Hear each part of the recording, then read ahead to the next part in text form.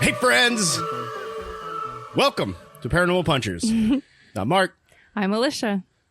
I'm Nash. And I'm Dave. And we have unnaturally long pauses right off the bat. We did it. Because we're rusty. That's right. It's Very reunion, rusty. So. Yeah. Hey, welcome back, everybody. All right. We're back. The band is back together. Took a little break. Everybody had life shit. Yeah. Yep. Yeah. And, but we're doing it. We're going to bring an extra long episode. We're going to talk about this 3-eye atlas. Mm-hmm. It called us not out of retirement, but it was It called to we us. need the home run hitters to come in and talk about this. We found a fun little story about Kevin Bacon buying a haunted house. Yep. And I figured this is a great way to make Kevin Bacon finally 6 degrees a paranormal puncher. Right. Yeah. Does it make it a 7th degree, though? Is it now the 7 degrees of Kevin Bacon? Because being dead is one of them. What? What? I just love Because he bought pause. he bought a haunted house, Right. Oh. So so that means he's linked to the afterlife, the 6 degrees of Kevin Bacon, that whole thing. Well, now there's a 7th degree, being dead. Okay. Well, Okay. Anyway, so on with the show. the 6 degrees aren't the ways you're connected. It's the Yeah. the links in between. Yeah. The 7th degree would just mean that you have one more person Right. away. Like Yeah, but that 7th link isn't a person; it's death. right, Oh. but that would be a 1st degree. Like Only in the eyes of the judiciary system. we got to save this for that topic. Wait a minute, hold on. All right. Hey, everybody. Great show. Yeah. We'll talk to you later. We have a listener story.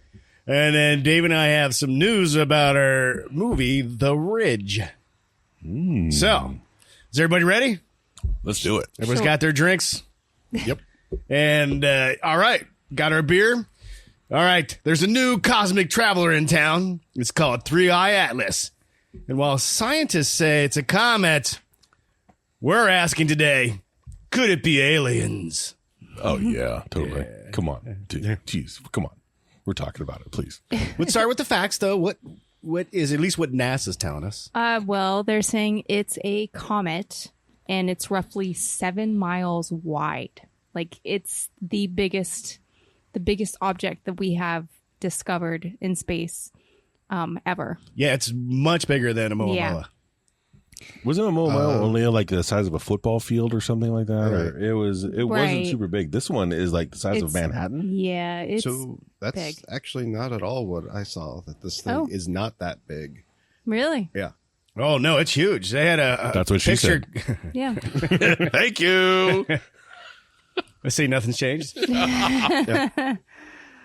Yeah, it is the third and most likely the largest interstellar object that has ever been discovered. So, It's the third interstellar. Yeah, Like, third known interstellar. That's right. the 3. So if it's the right. third largest, then that would be the smallest of the 3. No, it's It's the the largest of the third. 3. Okay. it is the third Okay. and most likely the largest. She's gonna punch you, Dave. Yeah, she's gonna I reach know. across That the is table. what and I was saying. She's gonna The right off the puncher's part of bat. our title is about to happen. Lord. Welcome back, and now Alicia's already pissed off at all of us. Yeah, because the 3-Eye Right. is third interstellar, Yep. and Atlas is the telescope system that spotted it. Mm-hmm. The Asteroid Terrestrial Impact Last Alert System. That's what ATLAS stands for. But it was first spotted in July. And they believe that it is from beyond the asteroid belt. Possibly it was like ejected from a distant star within the Milky Way. But That's it the is, theory. There's other places it could be from. of course, that's well, it's probably the scientific Yes. theory. It's unclear as far as where it came from, but it most likely is much older than the solar system. Right. Okay. And it's also, here's another fact. It's traveling at 130,000 miles per hour. What's that in kph? 200,000. Thank you. That's when I saw that was the first thing I came up with. I thought, well, it's in miles per hour. Why wouldn't it be in kph? Okay. Anyway. Yeah. Approximately 38 miles a second. Wow. That's amazing. So Man, if we had vehicles that could do that, it'd make Right. road trips so Oh much my better. God. So much easier. now what's really kind of interesting is that it has unusually high levels of water and carbon dioxide compared to what other comets would have. And it's also unusually bright. The rotation rate is also, it's not matching what they would have for other models of comets. Is it following the puff puff pass rotation? Oh, wait, that's a different rotation. That's right? a Sorry. different one. Yeah, sorry. Yeah. But anyway, so on August 27th, astronomers were able to capture a detailed new photo of it, and it had a tail, which would make you think it's a comet at that point. But Yeah. And that's from it being in proximity to the sun. Yes. The sun's heating up the surface, causing the water and gas and everything to escape. I have an accept for that. oh yeah, But I don't know if I should get into my side of it yet or wait till you're done with your side of You're it. gonna say it's the engine exhaust? No. well, that is one of the things I was gonna bring up, but I wasn't gonna do it just yet. Yeah, that's why. There are two men that they have theories about what this possibly could be. Avi Loeb, who we have talked about. Yep. He's a Harvard University astrophysicist. Doesn't he lead up a bunch of other like space Yes. programs and Yes. he's kind of in the know. He has suggested that it is alien technology sent here from another solar system. Now, he believes that it may be on a mission to release mini probes that could invade Earth. Oh yeah. It is either going to maneuver itself, which I'm thinking Independence Day when it like It's gonna roll up and park. yeah, or it may release other objects that reach this planet, and then it will then continue on to other stars. It's like or the whatever. mothership, Yeah, and the probes are just dropping off. Yeah, like a bird dropping a bomb as it flies by. Okay. Okay, that's a Yeah. great description. I'm sure Avi Loeb Yeah, would respect that. it's just they're just big asteroid probe poops. right. Okay. Now, he has created a scale that goes from 0 to 10 to determine sorry, if it's technological or if it's natural. He has ranked it as a 4 based on the fact that it's so big. So So he's saying not likely? Yeah, Because I'm saying 10 is like, what is the one the yes it is an alien technology? see, and that's just it. When I wrote all this down, I didn't actually look to see What is if 0 was like most likely or 10 most likely. yeah. So I have no idea. I think that like 1 would be most likely for him because Right. he's the one being the advocate of this, saying that this is an alien thing and not a natural phenomenon. So I'm thinking that 10 would be Welcome back. yeah, welcome back to Paranormal Punchers. That the 10 would be natural phenomenon and 1 would be aliens. Right. Yeah, so I have no idea. He also has said that, and this is a quote, it could just be a rock that some ice on the surface evaporates. So, but he real thinks quick- it's alien. So What was the size that you gave? 7 miles. 7 miles 10 wide. miles wide. I just looked it up, and this is what I had found. That had in my head from the Hubble Space Telescope, a diameter of 0.32 to 5.6 kilometers, with 80% chance of it being less than 1 kilometer in diameter.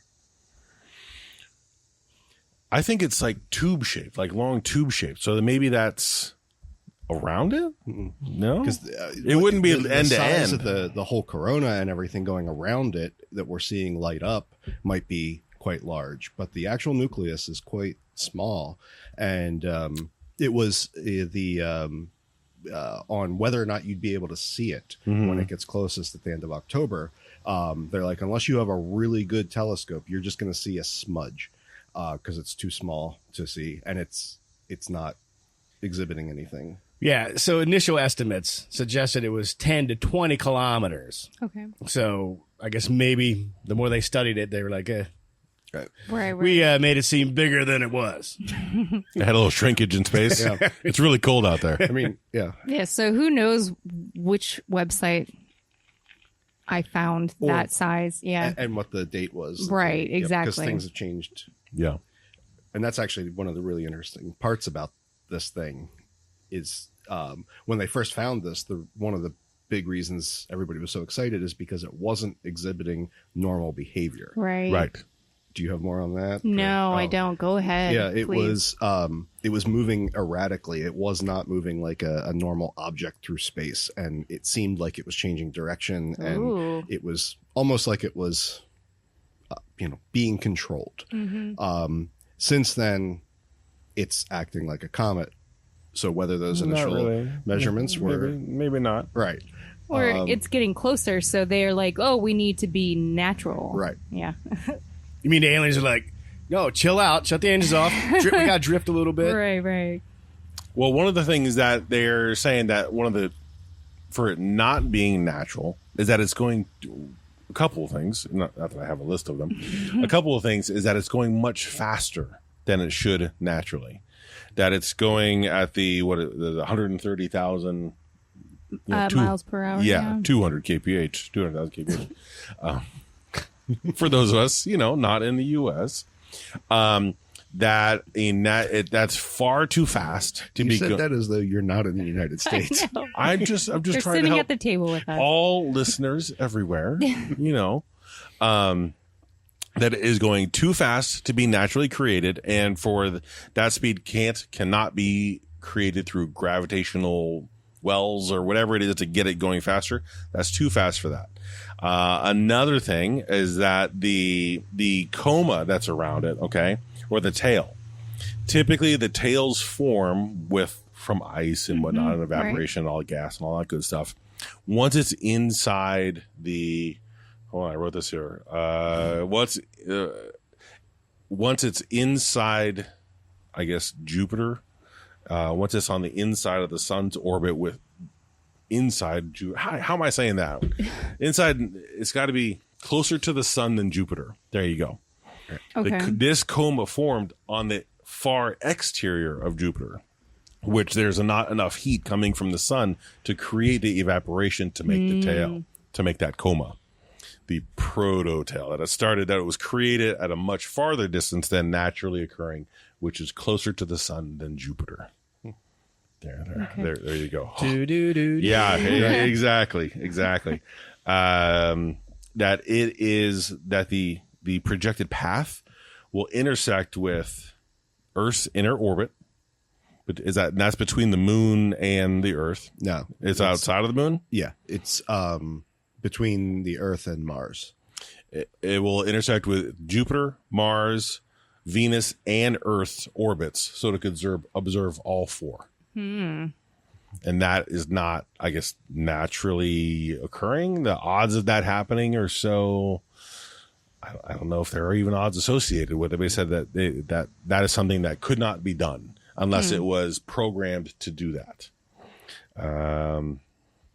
And the James Webb Telescope detected a 1 million gigawatt signal energy pulse on September 9th.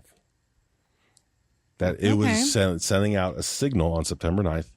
Now, I have a whole theory of where it went to, and the whole 9 yards, who received that information, and all that. Tell me about the rabbits. The rabbits?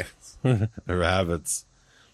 And the pulse that it sent could not be formed naturally because it has three distinct qualities. It had directionality, consistency, and power, none of which could be controlled in nature. All of those cannot happen in nature. And what happened?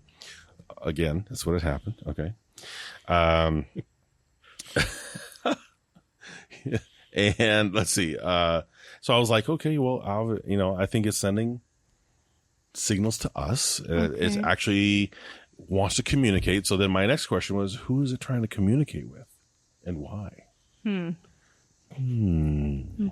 I'm guessing you've thought about this already. It's funny that you asked that. Asked that, Dave. Because I have. So there's when I'm writing these notes really late at night, I really should be a little bit more thorough in how I'm writing this because it all makes sense as I'm writing it. Right. Yeah. So they're trying to categorize this thing into three things where it could be a technological artifact, an extraterrestrial beacon, or a natural bacon. Yeah. Did you say bacon? Did you say bacon? Yeah, that extraterrestrial bacon. Oh yeah. Your first food reference is a flub. I know. Wow. It happened. It's Freudian. I must be hungry. Yeah. So in my notes, I put, if it was natural, it wouldn't have the three things: the directionality, the consistency, and the power to do any of those things. The next one is it a technological artifact? I put, yeah.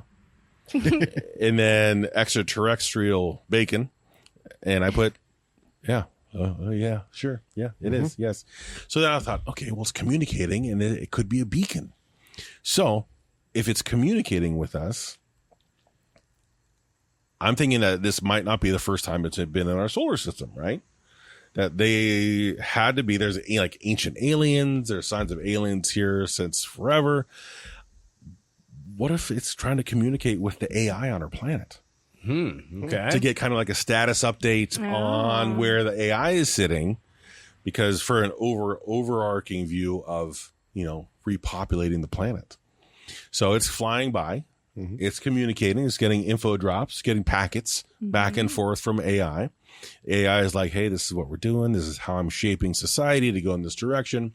So it needs to decide if it's going to poop out its little mini probes as it flies by to drop and seed more stuff for the takeover. Okay.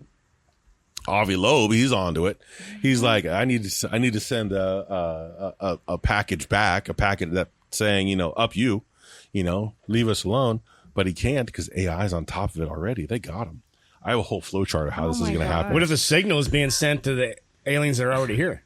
Exactly. Letting them know, we'll be here soon. It's time to for the takeover. Right. Yeah. I guess my question, are you saying the AI that we've been creating recently, or that there's a longer living AI that's been with us from alien presence for a long time, and that's what it's communicating with? What I'm saying is that the AI that is here now is a product of the aliens that have been here already. So like ChatGPT influencing. didn't come about from human endeavors. It came about from alien Well, endeavors. from which humans, though? Were they the humans that are aliens that implanted here, who are designed to, okay, this is our mission, is to go and create this. Okay. And now it can communicate back with the AI A113, 3I Atlas. Okay. I keep thinking A1 sauce, and I don't know why. Again. Oh, we do. Yeah. So I'm thinking there's just communication between the 3I Atlas and what's here on Earth via our AI, and that will tell the 3I Atlas whether it needs to drop stuff here, drop supplies, drop more people, more aliens, something like that, start the invasion process, because the ChatGPT already has what it needs to direct us to self-implosion so that they can start their process. Yeah. Okay. I have a flow Interesting. chart. See right here. Look at that. Yeah, I see that. You like that? It's nice. Yeah, it's good. It's good. Ready to rock and roll. Boy. Yeah. So Anyway. so the other person, and he's very smart, Neil deGrasse Tyson, he He's admits okay. that there is a possibility this is alien technology, but he insists that it is the last option on his list. So he has a list of like what this could be, and it's the last one. Yep. So I don't think he really thinks it, but he's like, it is possible. He can't remove it from his list. It stays on the list. Yeah. I watched that episode of Star Talk, and the way he explains it, I thought he was going to crap all over the thoughts, right? And but he does a really good job of explaining it, of everything that we don't know in our history. In the past, it was always attributed to a god or gods Right. or whatever. Magic or something. And not together. We've gotten to the point now where everything in the cosmos that we don't understand, we're instantly attributing it to aliens. And Okay. it's like, I'm not saying it can't be aliens, but there are so many other things that we just haven't learned yet Right. that are more likely explanations than aliens. Right. He said, but if it was aliens, that'd be cool. It would make sense. Very cool. Yeah, we just are not so inclined now to put it on religion or gods, Right. because of how our beliefs are as a whole these days are so Right. splintered that then there's a whole nother conversation of which god or whatever. Right. Thor. So the last thing I have on my paper, it is incredibly bright. Yep. So it appears to emit its own light instead of just reflecting sunlight. Yeah, it has its own light source. So people are suggesting that its nucleus may be glowing, which could be a nuclear powered source. Exact. engine. Yep. Nice. Yep. And that's how it's flashing us as it drives by, like, out the window as it jiggles at us. Okay. God. Anyway. Those are the signals it's sending. Well, there you For go. those listening, be glad we're not doing a video of this, and you saw what Nash just did. There's reasons we don't do video podcasts. I do want to point out, not to debunk what you said, but from the speed aspect, in order for something to be interstellar, meaning from outside this solar system Right. of our sun, it does need to be moving this fast. Otherwise, we'd be a cosmic vacuum cleaner just cleaning these things up, and they would just look like normal things. Halley's Comet, for example, is within our solar system. But it's not going that fast. No, it's not. And that's the difference. Is if we wouldn't be able to tell the difference of this. So like Oumuamua was going around this speed. Yeah. The 2i was going, so the that's normal for things, because the distance between our solar system and the next, thing over is so far. These are just random rocks out there that are flying in between things. They've been going for a very long time and have been constantly picking up gravitational. And even the one thing I saw was it was near a supernova as it went off, and like got that push. Okay. So You like a gamma push. yeah, Nice. so maybe it's the Hawk. They got Hulkified. So I put Nash's theory into Chat GPT. Uh-huh. If it's sending signals to AI. Yeah. And the answer is what you would expect. Yes. Right? Chat GPT said, right now there's no evidence at all that 3i Atlas is sending signals to Earth or to AI here. Denying it right off the bat. That's what you would say. But do a follow up. If it were, how would it do it? Yeah. Well, but it did say it does make for a great talking point on Paranormal Punchers. So, well, and one of the things that I found was that the signal that was emitted was actually sent and to be decoded by AI.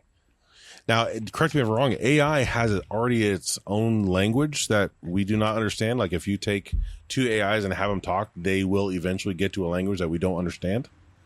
Have you guys seen that? Or heard of that? You're not wrong on that. It's more nuanced than that. But yes, that's super simplified. Yeah, because they go back and forth. Then they get into like this sounds like the AOL startup sound, Right. It's not built on English or human speech or anything like that. But it's the equivalent of like, Nash, when you and I talk, we have our mannerisms that are unique to us, and they don't necessarily fall in the confines of the normal English language. Wow. Dave, stop talking about our secrets. God, honey, don't do that. What are you talking about? well, there you go, everybody. Our quick take on 3i Atlas, bacon from space. I think is space bacon is really the takeaway from the whole thing. Yeah. Wow. That's the biggest takeaway. Yeah. Space bacon. And that wasn't as good as the flatbread truck, but it was definitely. That was a good one. That was Right. good. Yeah. Reenact a moment with puppets. Yeah. Yeah, nice. Space bacon. Yeah, the best cut of the mothership. Oh, yeah. Nice. I like it. We're gonna move on. Well, speaking of bacon. Speaking of bacon, Yeah. nice, honey. Oh, Good thank job. you. We're gonna. It's a brief little story, but I thought it was a fun little story here about Kevin Bacon. He was telling this on Rob Lowe's podcast. Yeah. And if you guys know anything about Rob Lowe, he's really into the paranormal, Bigfoot hunting. Yep. I think he had his own show. I forget what it was called. But I can't remember what it was, but him and his son, I think they went searching for Bigfoot. But Rob yeah, Lowe but now knows he has a everybody in podcast. Hollywood. yeah. He does know He everybody. knows I think. everybody. Yeah. Maybe he has less degrees than Kevin Bacon. Maybe he's an alien. Have you seen? He hasn't really aged all that much. Right. Mm-hmm. To be perfectly honest, though, I had no idea. I did not realize at all that he was this big into supernatural. Oh, yeah. and Oh, really? everything. Like, Yeah. So now I got to start following him. Right. But Kevin was on the show telling a little story that it was like back in 1983. He bought a farmhouse in northwestern Connecticut. Okay. And so the owner of the land, though, there was a house on it. And the owner would not sell it to Kevin unless he promised to tear the house down right away. Okay. Which is curious, obviously. Right. But it was because the owner of the land said that he grew up in the house and he got possessed in that house. Okay. And it's horrific, and he just can't sell it to him without the promise of tearing it down. Okay. So I don't know if you saw the original, the first offer that was made wasn't tearing it down. It's that I'll sell you all the land, but the house stays mine. And Kevin was like, yeah, That's no, weird. I don't, you can't do that. And I don't really want you living right there next, Right. So then it turned to the, okay, well, Tearing it down. Tearing it Yeah. down was the I was going to say, I think they compromise. kept going back and forth, like, Right. Because the one guy, he was like, I am not going to sell this Right. to you. I think he even told him, I'm worried you'll get possessed, Possessed, and right. then it'll be serious damage and everything. So, Yeah. Because there's nothing like Kevin Bacon possessed. Right. Yeah, I was gonna say. Running around I was gonna say like, okay, just Kevin Bacon running around. Yeah. He But kind of looks like a white anyway. I think Kevin Bacon kind of looks like a white. Okay. but Okay. yeah. You know, from like D&D. A wraith? Yeah, like a Okay. wraith. You know, like kind of skeleton-y face. You know, Yeah, he's a nice guy and all. But I kind of imagine him possessed. My mind immediately goes to Invisible Man. Like, Oh, Hollow Man. Hollow Man. Yeah. Yeah. He was the Hollow Man, wasn't he? Yeah. Yeah. Yeah. Yeah. And so, like, if he got possessed, I would see it like it would turn him. It would do stuff with his head and make him evil. Yeah. But also give him a supernatural power to become invisible, and then he lives out the real life Hollow Man. Okay. Wasn't he in a holiday special where he was jumping around? What was that holiday special that he Well, was he in? was in the Guardians of the Galaxy That's holiday what it special. was. It was fantastic. Yeah. Yeah. Loved it. I loved every minute of it. Yeah. Yeah. See? Okay. Anyway. Kevin did agree. For me, the best part of the story is he wanted to tear out some of the boards and some of the pine because he thought, we could reuse his house, make furniture, whatever. And his Right. wife, Kira, was basically like, oh, hell no. You were not bringing anything from that house into our house. Right. And I was like, that's a smart person right there. Yep. Right. Yeah, that was the interesting thing. Like, the previous owner was like, you have to tear this down. But the agreement was within a month. Yeah. Within a month. So in that month, he could have really done almost anything. And Rob did ask him, like, did you spend a night there, right? And he's like, no. But I don't No, know. he really should have. Yeah. But he did say that the original owner had, like, he called it Ghostbusters in. Right. Yeah. But I couldn't find anything about any ghost hunters and any evidence. And even with I guess the owner told him the reason it was haunted is that a Native American back in the 1700s was killed by a colonial person, Yeah. Colonial soldier. soldier. I don't know if that meant it cursed the land, the property. Right. And not Well- just killed, but murdered. Like, Murder. it wasn't like any killings any better, but the it wasn't like an act of war or anything. This was Right. A deliberate act. deliberate act. So, but if they curse the house and the land, then it wouldn't matter what happened to the house, because the spirit would still be there, right? Yeah, you can knock that house down, build a new house. It would still be haunted. It's still Technically, it could haunted. still be haunted, Yeah. right? Right. Right. Yeah, Poltergeist so- rules. Up near Mount Gretna, there's some farmland that was sold off long time ago, and they built like some homes in there, whatever you call it, with a cul-de-sac, just a development. Like an HOA association. And one of my mom's friends bought a house there, and she was having like paranormal activity. A brand new house. She thought it was beautiful, and she even had a photo that it showed like almost like a full body apparition Wow. in it. She showed it to mom. I don't know if she gave it to mom because she had like 2 copies. Mom wanted to show it to me one day. It just gone. She couldn't find it. She thought I put it right here. And then her friend did some digging, and I think there might have been some people.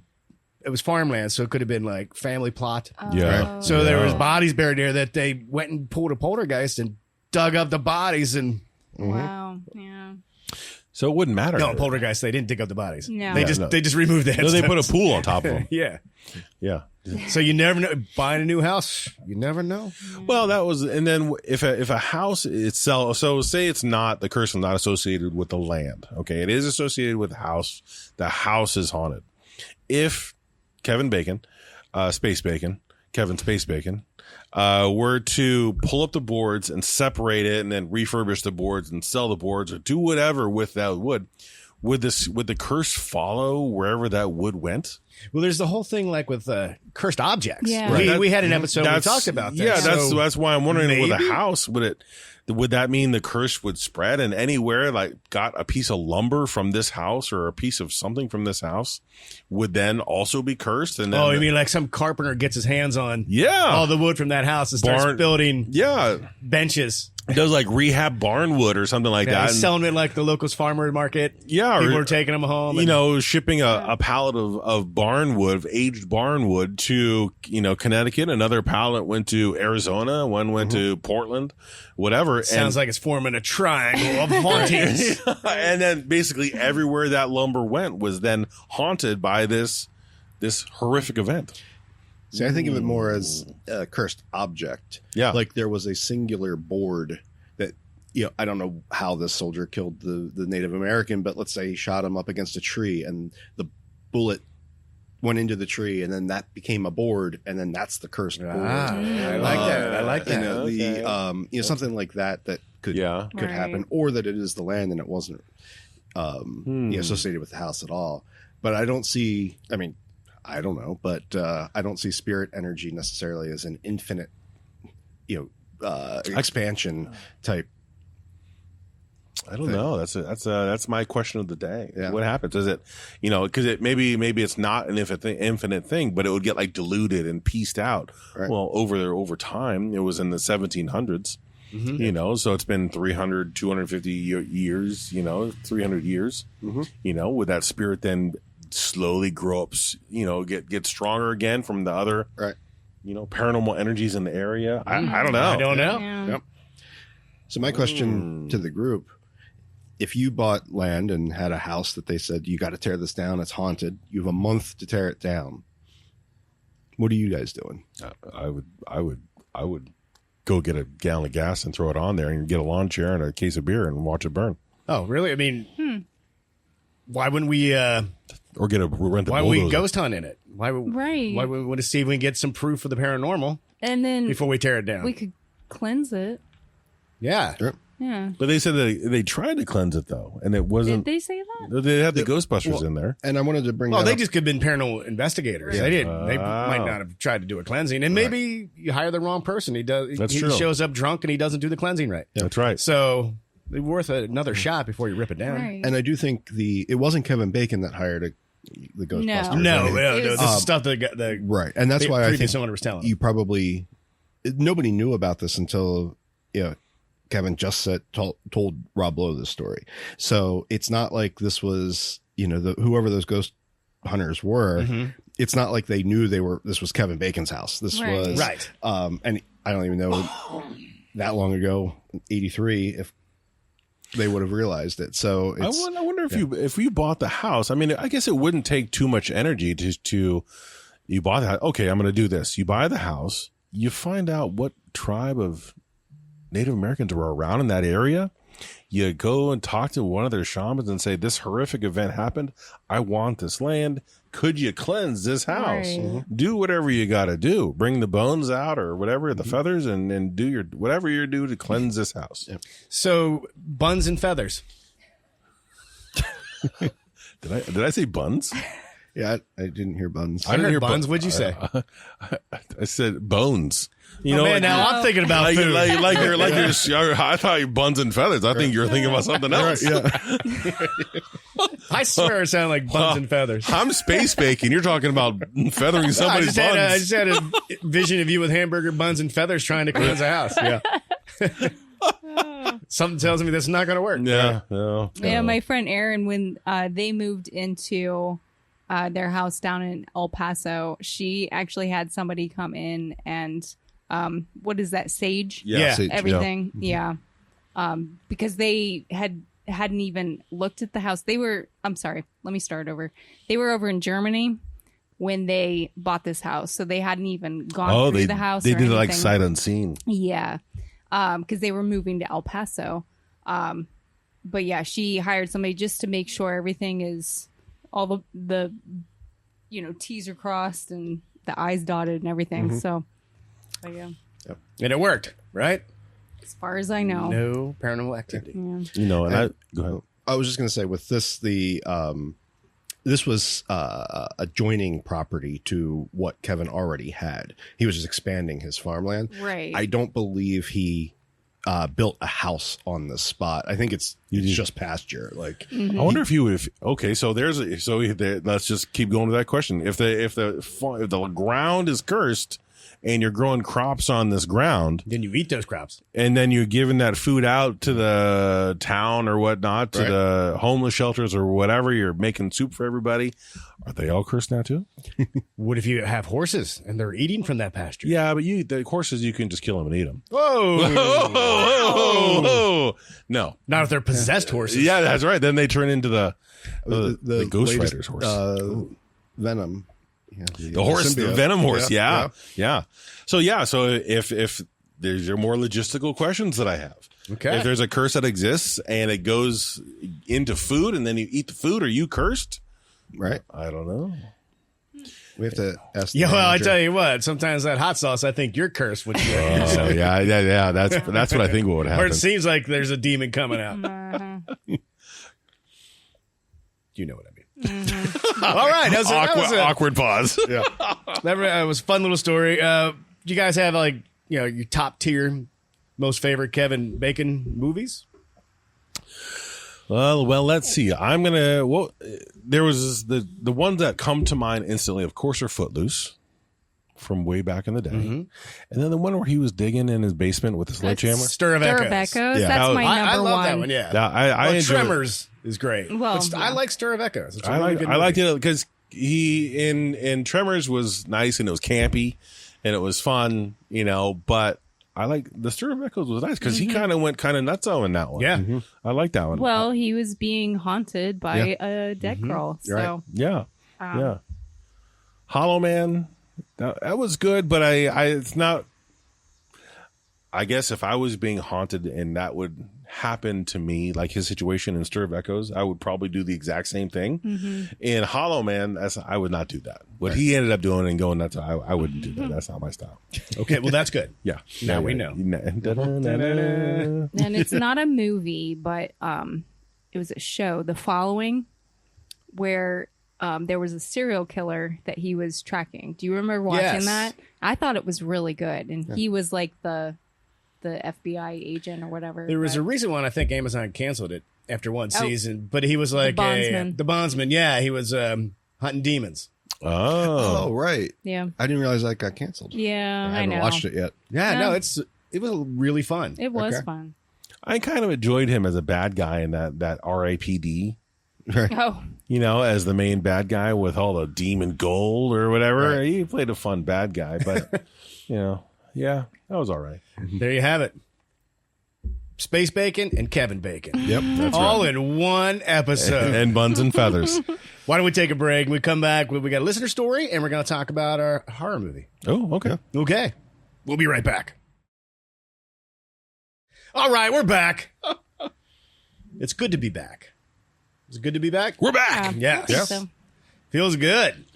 And Feels like we're rusty. We're rusty. we're We need to- maybe a little rusty. yeah. But we're here, and a lot of listeners were seem to be excited, so I felt like that was great. So to all the listeners out there, thank you so much for Right. continuing to listen to the old episodes, to interact on the Facebook group, and you're just freaking awesome. Yeah. Thank you. Yeah, you're still out there. That's awesome. Thank you. So I'm going to read a story here sent to us by Tommy Ray about a paranormal experience he had. And I'll try not to mess it up too bad, reading here. Okay. I've never really told this story to many people. And honestly, I don't know where to begin.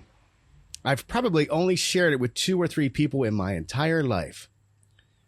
To set the scene, this happened in the early 1990s in North Carolina. At the time, I was living with my grandparents in a rural area, about 30 minutes outside the city. Most of my family lived nearby, cousins, aunts, uncles, probably within 20 minutes. We'd get together often as kids. We'd always be hanging out. I was around 13 years old when this happened. Behind my grandparents' house was a big wooded area where all the kids would spend time. We built forts, played in the creek, caught crawfish, just normal kid stuff. But every once in a while, we would stumble across something strange. I remember one time finding a sinkhole in the creek. We drop a fishing line with a weight on it, and it would just keep going down. Honestly, we probably only had 6 feet of line. But as kids, it felt bottomless. It was about 5 feet across in the middle of a shallow 2-foot creek, and it seemed like a little whirlpool. Can I just pause right there and say that is the scariest thing in my mind? Like a big hole in the middle of water? No, not going in that water. Well, then you really hate this part. Not long after, we found a fish laying near the same sinkhole. It looked like something out of the deep ocean. Huge mouth, interlocking teeth, even a little stub on its head like one of those anglerfish. I can't say for sure what it was, but it didn't belong in a North Carolina creek. That alone was creepy enough. One day, I went out exploring deeper into the woods with 2 of my cousins, both about my age. We figured we were old enough, strong enough, to go further than we have before. So we set out down the usual trail, but we just kept walking and walking. The woods started getting denser, and we began to find strange things. Old abandoned cars from the 40s and 50s, like maybe a small town or settlement had once been there. Eventually, we came across what looked like the remains of a one-room cabin. So deteriorated, it must have been very old. Not far from there, we noticed a lot of trees down across the ravine. At first, it looked like logging, but also could have been storm damage. Whatever caused it, the place had an eerie, unsettling feel.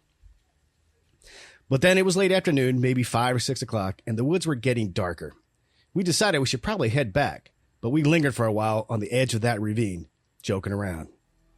Then we heard something rustling. The ravine wasn't sheer cliffs. It was more like a big ditch or small valley, maybe 50 to 100 foot across, with the fallen trees. It would have taken us an hour to climb down and onto the other side. At first, we thought the noise might just be animals, but it was too loud for squirrels or raccoons. Then we saw it. Something stepped out of the tree line on the other side. At first, it looked like a bear, which isn't uncommon in North Carolina, though not usually near Raleigh, where we were. But this thing was massive, bigger than any bear I'd ever seen. Even on all fours, its back was at easily 5 or 6 feet off the ground. We froze. It hadn't noticed us yet. Then it stood up. And that's when we knew something wasn't right. Bears will sometimes stand, but this wasn't just standing. It started walking along the ridge on 2 legs, like a person. We whispered frantically to stay quiet, but one of my cousins had a coughing fit. The creature stopped and turned its head towards us. Even from that distance, I could see its fur was a dark reddish brown. When it stood its full height, it looked 8 feet tall, broad-shouldered, massive, like something out of a comic book. That was the moment we knew we had to leave. We started backing up slowly, hoping it hadn't truly noticed us. But then it began moving, first cautiously down the ravine, then suddenly breaking into a full sprint. The speed and agility were unbelievable. It leapt over huge fallen trees, using its hands to push off as it were nothing. We ran. I looked back just long enough to see my cousins already ahead of me, sprinting as fast as they could. By the time I finally bolted, the thing was already at the bottom of the ravine. I ran harder than I ever have run in my life. The whole way I could hear it behind me, branches snapping, leaves crunching, something huge crashing through the woods. I was too terrified to look over my shoulder. When I finally burst out of the woods behind my grandparents' house, my cousins were already on the porch, gasping for breath. We could still hear movement in the tree line, heavy stomping, but it didn't cross out into the yard. To this day, I can't say for sure what we saw. Maybe it was Bigfoot. Maybe some other kind of woodland creature. Maybe it was just chasing us out of its territory. I only know it was real, tangible, physical, and the largest thing I've ever seen outside of a zoo. That was almost 40 years ago. I still live about 45 minutes from that area, and those woods are still there. I never go back in without a pistol and a shotgun. I've kept quiet all these years because, at that age, people would say you were just kids with overactive imaginations. Even if my cousins backed me up, no one would have believed us. But after listening to your podcast, hearing so many others share similar encounters, I finally feel like maybe it's worth telling. We know what we saw, and we know it was real. Whether it's Bigfoot or something else, I can't say. But it wasn't just a bear. Thank you for letting me share my story. And thank you for your podcast. It's amazing to know there are so many open-minded people out there looking for answers to these mysteries. You guys rock. Aww. Wow. That sounds terrifying. Yeah. Thanks, Tommy, for sharing that with us. Yeah, that's like you see something like that, you stay quiet and someone starts having a coughing fit. Right. And then the creature's like, oh, what are you guys doing over there? Right. Wow. It made me think that description that he sent made me think instantly of an owlbear. Because they can often stand up on two legs, Right. Walk like a human kind of a thing, and they're absolutely massively sized. Yep. But that's not going to happen out in the woods. So Yeah, 8 feet tall at its full height, broad shoulder, reddish brown hair. I mean, it's giving off Bigfoot vibes. yeah, that's huge. And, so there's been talk about, throwing the rocks, Bigfoot throwing rocks. Right. 'Cause it's territorial. Yep. And throwing the rocks to kind of get you to leave. In this case, it seemed like it chased him out. And maybe that's why it didn't follow him into the backyard. It was like It was out. Right. They were out of its home. territory. Well, and it seemed like also something of that size. These were kids. These were kids in the woods, and running away. They're fast. Don't get me wrong, but a Bigfoot that's 8 feet tall is going to catch them in a second, and it never really did. So it didn't seem like it was trying to catch them to cause pain or hurt them. Just chasing Get- them yeah, out. get Just out of getting there. them out. Yeah. Though from the description of it, way it was leaping over logs, I could just see like this vision of Bigfoot parkour. Parkour Bigfoot. That's a comic book right there. Oh my God, that would be awesome. That'd be awesome. Oh, parkour Bigfoot. Nice. Parkour Bigfoot. Hey, if you have a story you'd like to share with us, paranormalpunchers@gmail.com, or you just go to our website, paranormalpunchers.com, and you can submit your story there. Appreciate it. Thank you. Yeah. Speaking of stories, Dave, Yeah. we got one to tell. Really? Yes. About parkour Bigfoot? No, that is interesting. I feel that like we should would put be that an in your interesting. Yeah. Yeah, we need to make that happen. Right. No, this movie's called The Ridge. Yep. It's based on the comic book I made called Bigfoot Ridge. The reason we changed the name is because we're also we're adapting the comic book, and sometimes like Marvel, you got to make little changes to Right. for the big screen versus the comic book. Yep. Dave, why don't you talk a little bit?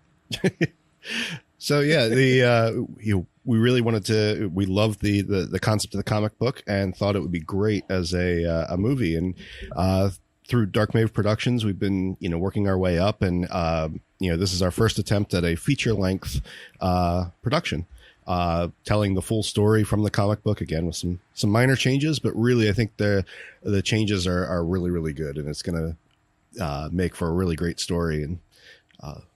And here's the log line. A group of podcasters head into the woods of Pennsylvania to interview a listener who claims he saw a Bigfoot. But something is out there, and it's not just a story. They came looking for content. They found something else. Parkour Bigfoot. Parkour Bigfoot. Spoiler, it is not parkour. It is not. Maybe, is it Tai Chi Bigfoot, and that's what they find, that there's something else? Is Bigfoot doing Tai Chi out in the woods? No. No. Okay. Okay. You keep writing your own story. Yeah. No, but if you've read the comic book, Right. you know the basic premise of it. But certainly it's not an exact telling of that. There are some pretty different changes that it's gonna pique your interest and keep you on the hook the whole way through. Yeah, and we're going to do an Indiegogo campaign. Because, we're going to invest our own money to make this happen, but it's, we're going to do the campaign to raise some funds to help that investment along so we can make the best possible movie. Right. So, but we think we got some really cool rewards. So, like, simple things. Your name in the credits, or get the digital comic book. Get the real comic book, which I recommend because physical media kicks butt. We'll have a Blu-ray, a DVD, digital download. What else, Dave? Dave will show up at your house with a pie? Right. Yes. Yeah. Sorry, I'm drawing a blank right now. I don't have the list in front of me. It's okay. So we're going to have a creature in the movie, and one of the perks, you could buy the screen-used creature outfit.